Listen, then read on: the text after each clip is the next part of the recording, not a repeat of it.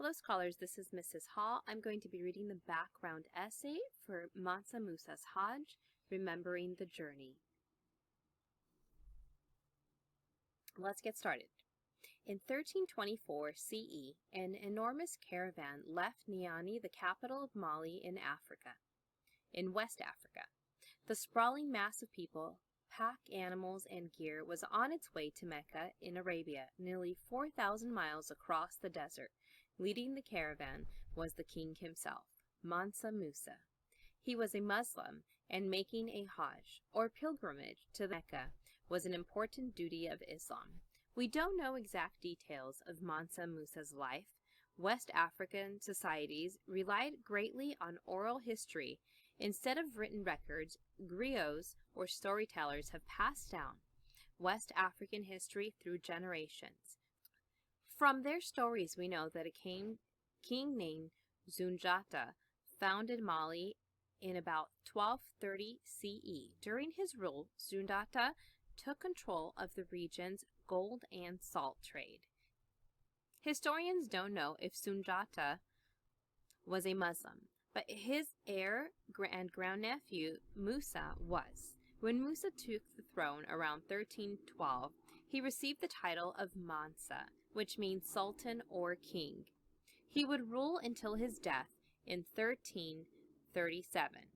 Although the kingdom of Mali was already large, Mansa Musa increased its size to rule more effectively. He divided his vast empire into provinces.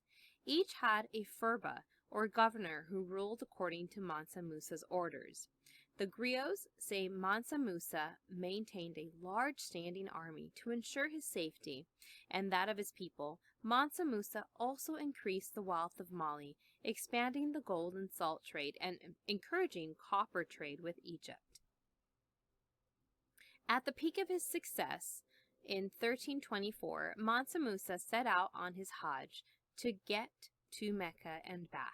The pilgrimage had to make 2 crossings of the Sahara, which stretches from the Atlantic Ocean to the Red Sea, an area larger than the continental United States. The word Sahara means desert in Arabic, which is why we don't use the name Sahara Desert.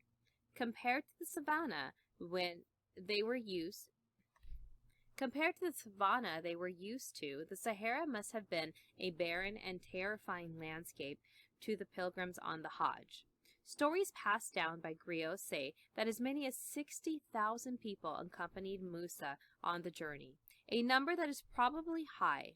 Nonetheless, for years after the Hajj, stories about the great journey spread through Africa, Arabia, and Europe. Today, much of our knowledge comes from a handful of Arabic writers and travelers who crossed paths with Mansa Musa in Cairo or who visited Saharan trade towns a few years after the Hajj passed through. 2 of these accounts are included in this mini-Q. You now have a chance to become part of this historic caravan. Using the voice of a traveler you chose in the hook exercise, record your thoughts about the journey.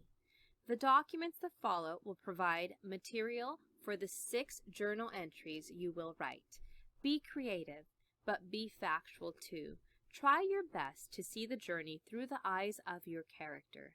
For example, a slave might react differently than a furba to the long, hard journey, and the 2 might experience different degrees of hardship based on their status.